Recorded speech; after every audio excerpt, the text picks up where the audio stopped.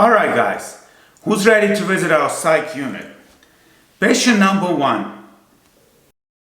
My scolding hot take, and you're either going to be ready to hear this or you're not going to be. Women historically have been slaves. I understand there's different forms of slavery, but women, in the true definition of the word, have been enslaved. Marriage was the act of making women property. Marriage was the way of exchanging women as property. Marriage was the property transfer of a woman between her father and her husband. Regardless of how you feel about it, that's the fact. I'm wondering what college course she learned this fact.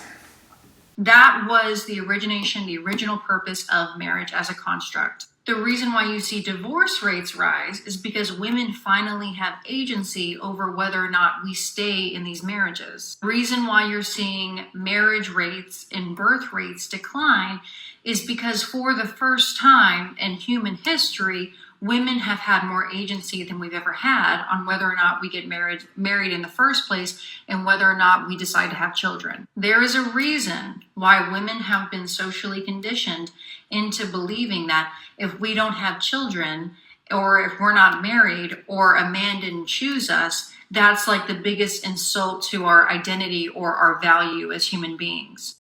I'm sure she's not being socially conditioned to be against having children and against marriage.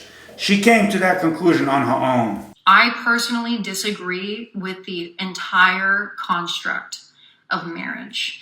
I believe that marriage signifies the ownership of women, and I disagree with it as a concept as a whole. And if you're not new to my page, you know that I have no intention of ever getting married. I relish in the idea of being single. I do not want to have any children. And I relish in the idea that for the first time, I'm one of the first generations of women who have the freedom to not participate in any of those things. Alright, so we're not going to listen to the whole thing. She keeps going on and on. But the story goes that she recently got engaged. And so in her second video, she's explaining how it still makes sense in her worldview. And, you know, who cares? Good for her. Not so good for the guy that's trying to marry her, in my opinion, but he deserves what's coming his way. But there's still a few points that we can address in this video. So, when my daughter was 12, she had a falling out with her mother, and they basically don't speak ever since. So she moved in with me and she had all these problems. She was overweight, she wasn't doing well in school, and so on. And so for the first time I had to go to the parents-teachers conference and speak to all these counselors and therapists. And it was a wild experience because obviously it's all women, all fucking stupid, severely overweight, and so they talking all this craziness about self-esteem and different forms of intelligence and healthy at any size. And I'm sitting there because I grew up in a little town in Ukraine, so I wouldn't dare to question education system in United States, in New York. But at some point, I guess I started pushing back a little bit, and so I said to one of those counselors, Miss Ortiz, complete fucking idiot, and fat too, that I think my daughter's just being a little lazy. Oh, whoa. So Miss Ortiz proceeded to explain to me that calling a kid lazy is actually a form of child abuse. So this is just sort of give you guys an idea. Our kids are growing up in a fucking la la land, right? And everybody pretends not to notice. Even Donald Trump during his election campaign kept talking about how he's going to close down the Department of Education. But ever since he got elected, you never hear him speak about that again. And so I do believe that teachers union have our politicians by their balls, and in the meantime our kids are just being grown up being fucking idiots. And so this is how you have all these hundreds of genders and fucking rise of socialism and so on. But in any case, so that was my daughter's journey. Now, when I was a kid, I wasn't doing well in school. I didn't get called lazy. I got beat. And it was sort of like a normal thing because it was exactly the same for all my friends. As a matter of fact, I would say that my friends got beat harder than me. And it's just the way things were, right? Like, you didn't change clothes every day. You didn't take showers every day. You had cake once a year on your birthday. You had some candy on Christmas. And it's not like I'm talking about ancient Rome here. Like, I'm talking about my childhood. If I go visit my aunt, she lives in a remote village in the house where my grandparents used to live. And she still gets her water from the well.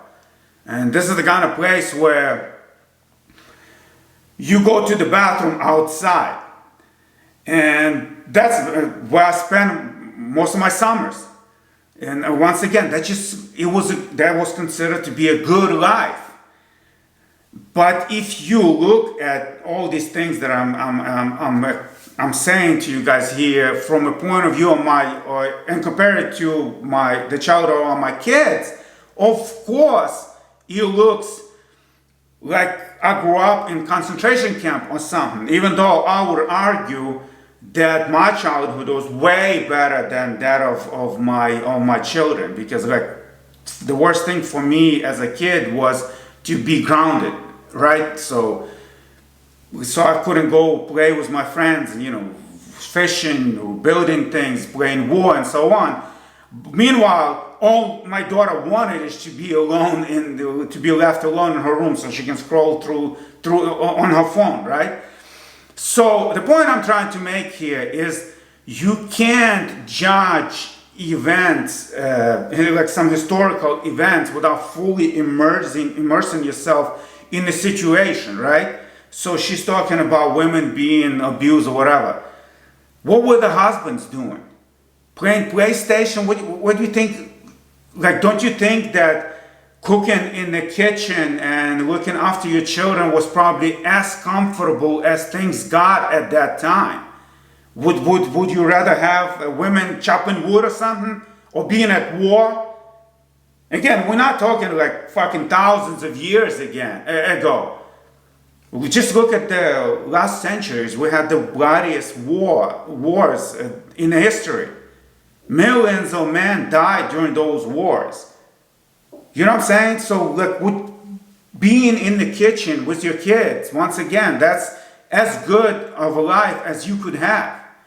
And so that's what feminists do. They take these pieces from the history, put them together, and draw this little picture of horrific abuse that was historically done to women. So another thing that we can address here is the whole arranged marriage thing. And of course, looking at it from a modern point of view, it might sound like a crazy thing. But did it ever occur to you, why was that even a thing? Is it possible that maybe parents just realized that if you leave a young girl to her own devices, she's almost guaranteed to fuck her life up? And we know that that's what happened because that's what did happen once girls got their freedom. Girls are spreading their legs for dinner or trip to Cancun. Fucking OnlyFans, and not even OnlyFans. Girls posting fucking pictures in underwear on Instagram for likes.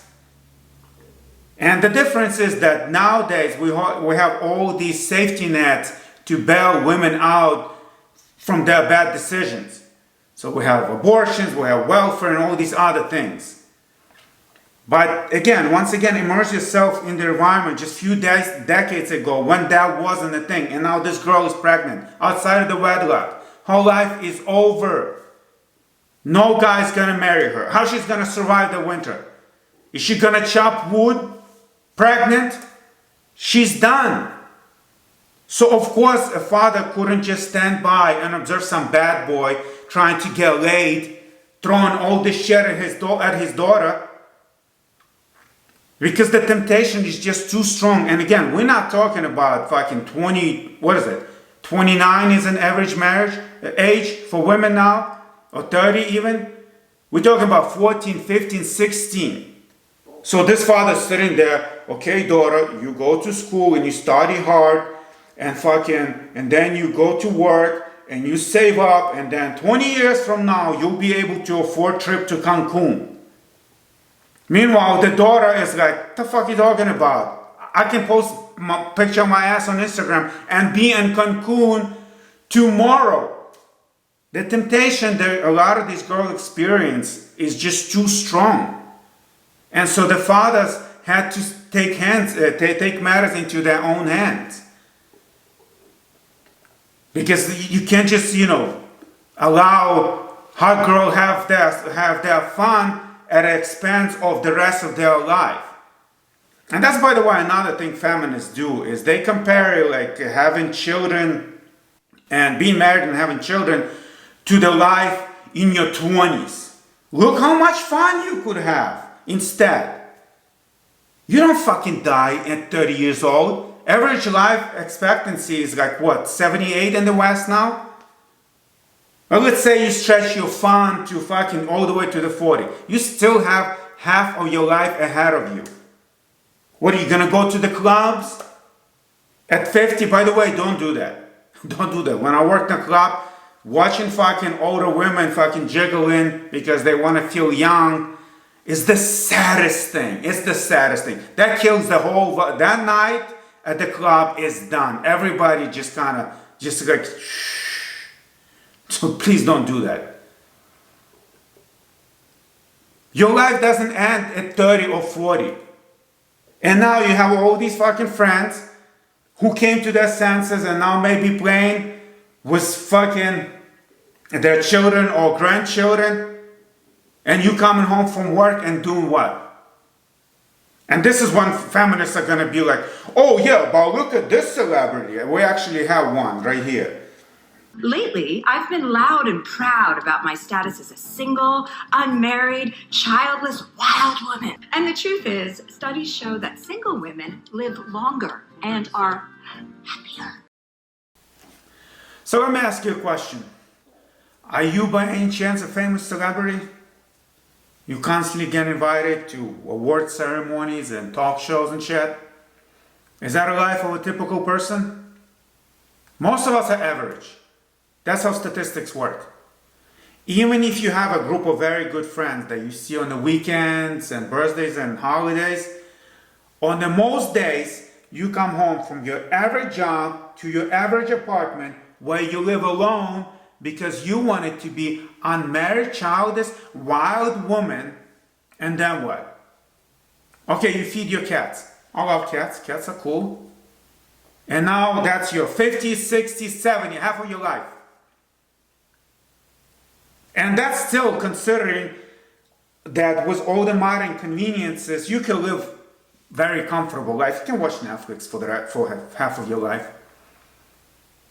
But let's move back fucking 2 decades ago. You have fucking wolves coming by your house at night, trying to get to your livestock.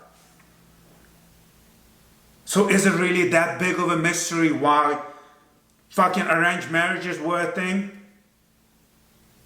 And this is, once again, the point that I'm making here. There is a lot of rewriting of the histories that's done by a feminist. And we actually have another very good example right here. We're never protecting us. Men have never actually protected women.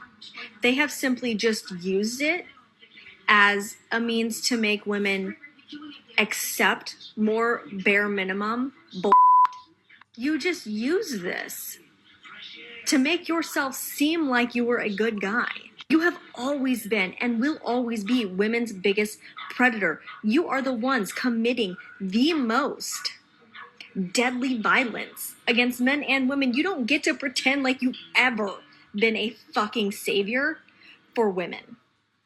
You don't get to do the majority of the assaulting and the unaliving and then pretend like you ever saw us as actual people worth protecting. You men use this provide and protect bullshit to make themselves appear better to women.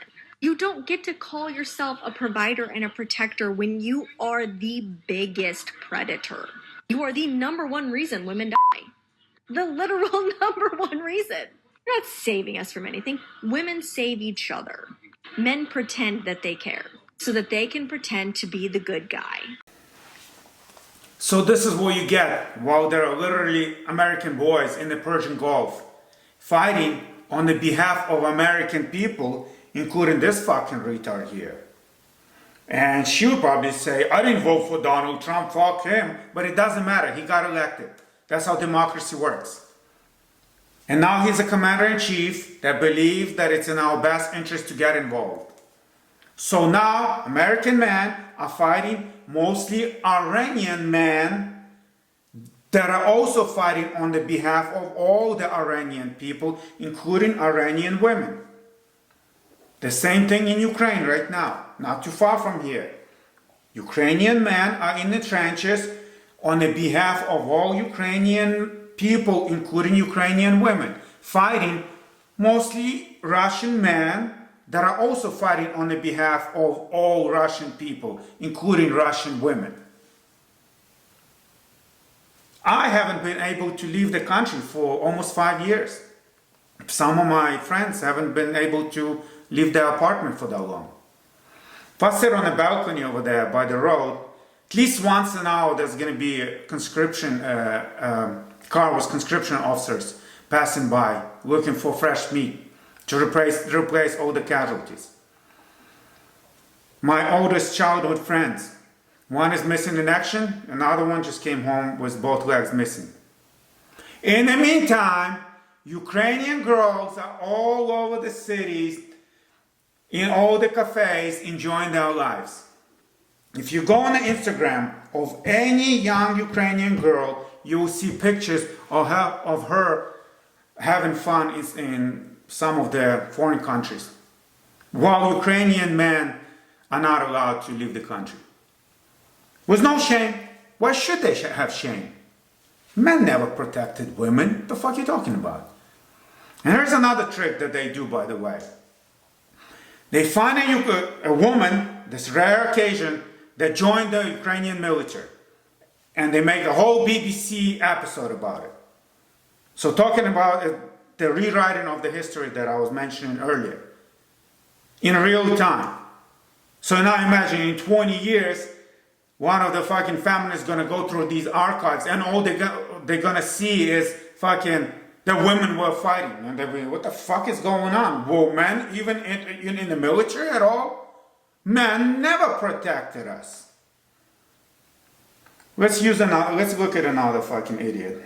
I think us as a society need to seriously look at. Do men deserve rights? I would love for this to be a person by person basis, but it's not, guys. We have to be realistic. Kind of like an all or none situation. Do men deserve rights? And if we think that they do, what rights do we think they should have? For example, if you're asking me, I say currently, no. It's a lot for them to handle, right? They have all of these rights. It's very clear that they don't need all of these rights. They're simply just not capable of being responsible for them. I say we make it like a point system, right? You start out with 0, and then just like a toddler growing into an adult to move out of their house, you get a little bit, we see how responsible you are with those rights, and then we go from there. You've proven you're emotionally stable, you're financially stable, you can care for yourself and others, we can look at potentially full rights. Just to have them, all of them, all at once? It's time we take a serious look at this. I am not the only one asking these questions, okay? So it's on a lot of our minds. So we've seen this patient before. This is a gift that keeps on giving. And maybe she's rage baiting, trying to say something provocative, go viral, make some money. It's possible. But can you do the same as a man? And remain monetized or even remain on a platform, period? Maybe things are already out of balance a little bit. I catch my wife cheating. We get into an argument. She slaps me, I slap her back. Who do you think got arrested? We go to court. Your Honor, she hit me first. It doesn't matter. Got 6 months of anger management. Go to family court. Your Honor, but she cheated on me. Doesn't matter. She gets the kids, I get child support. We can look at fucking abortion. My body, my choice. But if she decides to keep it, you're stuck with child support. I mentioned discrepancy when it comes to draft earlier. But you see, the problem is that if you start noticing these things, you might just end up on like Netflix documentary about radicalization of men by Manosphere. As a matter of fact, we have a good example of that here. I don't know why anyone is surprised about Gen Z men's misogyny. I've been seeing everybody posting these new findings that about a quarter of Gen Z men think women shouldn't appear too independent or self-sufficient, double the rate of baby boomer men, that 59% of those Gen Z men think that they're being asked to do too much to support equality. Again, a higher share than the other generations surveyed, and a third of those Gen Z men and boys think that a wife should obey her husband. This is a non-surprising outcome of the last half decade, frankly, of talking about the radicalization of young men as men are falling behind. Because these claims have done two things incredibly effectively. They have reframed men holding anything less than about 100% of power and economic resources as falling behind, instead of recognizing that metrics like gender pay and leadership and power gaps are still very, very much with us and have actually been getting worse in recent years. But these claims have helped cultivate misperception that women's gains are far greater than they actually are, and those misperception gaps are proven to undermine support for gender equity initiative and correlate with misogynistic attitudes like the ones we see reflected in this survey. We also see in the research, quote, the less men acknowledge their privileged status relative to women, the more they feel threatened by feminists, which in turn was associated with endorsing manosphere attitude. Men who recognize their privilege and foresee changing gender dynamics reported feeling less threatened and showed lower affinity for manosphere attitudes. So just another fucking idiot. Who cares, right? But now imagine you're a young girl. You go to school, that's all you hear. You turn on TV, fucking watch any movie, it's probably laced with some fucking feminist propaganda. You go on social media, there you go. While every opposition gets fucking nuked off the fucking platform. So is it really that surprising that there's so many young girls that are out of their fucking minds? Let's look at one right here. And what you need to understand is that any man you are in a relationship with, you are benefiting him. You are directly benefiting him. There's no argument about it. No matter what you are doing for him, no matter what you are not doing for him, you are benefiting him. Because men, they'll stay in unhappy relationships. They'll stay in unhealthy relationships. They'll stay with women they don't really love. They'll marry women that they don't really love. But what a man will never do is marry or be with a woman who is not benefiting him. Men were raised in a patriarchal society that says women benefit men. So never listen to those men who are like, well, you don't have any value, because they are literally with you for your value. Wow, what a profound point.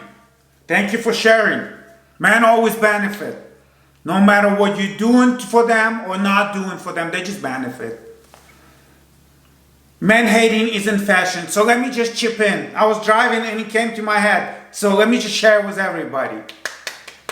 What about this bitch? Is she gonna benefit some lucky bastard one day?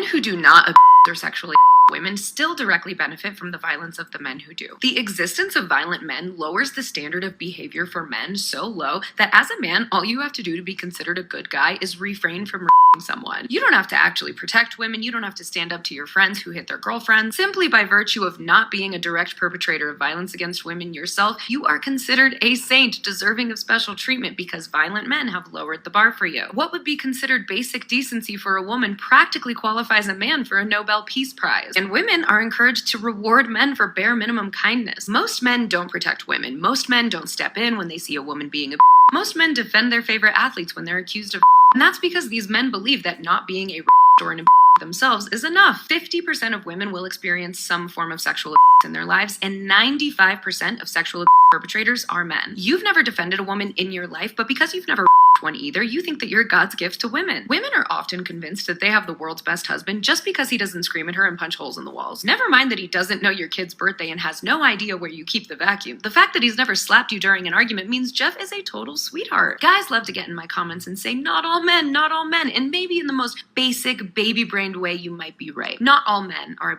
towards women, but all men do benefit from women's. What a great catch. And don't you notice how they all start sounding the same after a while? And the reason why I'm showing you all these idiots is to show you how much propaganda young girls have been subjected to in the past few decades. And men need to make a simple realization that there are just not enough good women to go around for every man to get one. And by the way, I want to show you this book.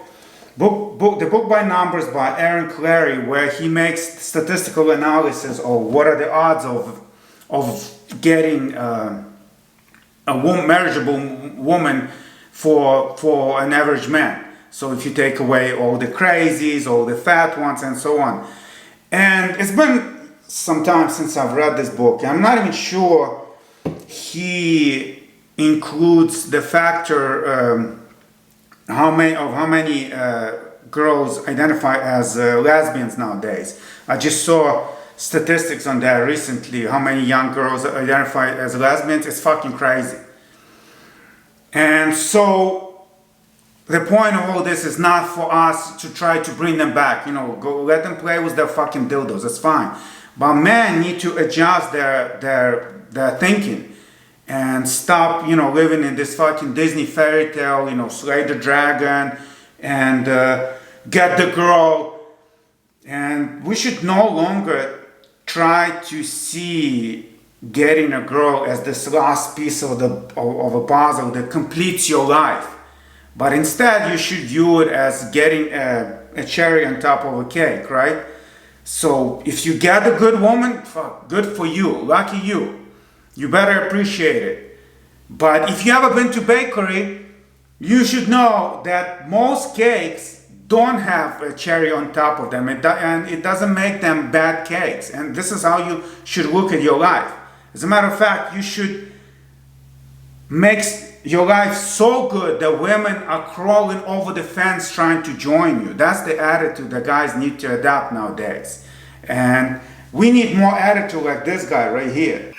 Yo, I'm not even trying to be divisive, but listen, women are coming on here talking about how the men are not approaching them. For 2 years, we were getting dogged online about being annoying, don't approach us, all of y'all are harassing us. Cool, the men took a step back. And now I'm reading the articles about the male loneliness epidemic, but it's by women. The men are just keeping their money, doing their thing. I love it. Enough of this fucking men are not measuring up, men are too afraid to approach women. Enough of all that bullshit. And that's another trick that we play in our society, right? When a woman says, I don't need no man, you go, girl. Strong and independent. If a man says, I don't need a woman, are you gay? Are you one of these incel weirdos? Is the thing not working? Is that what's going on? And by the way, it's coming from both left and right. Look at what young women have to choose from. The pickings are slim. So don't let them do that to you guys. And another very important point that he makes in this video is when he talks about all these articles about male loneliness epidemic written by women. Very important point in my opinion, because there seems to be a lot of data that's coming out about gender dynamics that always seems to be pointing in one direction. And it shouldn't be that surprising considering that feminism has taken over our academia. And we actually had an example of that earlier when we saw that comedian talking about how single childless women are the happiest. Really, bitch? Have you ever met one?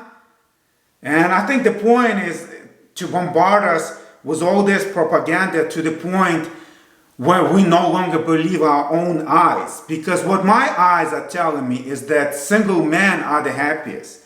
Because it takes so little for us to be happy. You can have a fucking minimum wage job and feel like a king.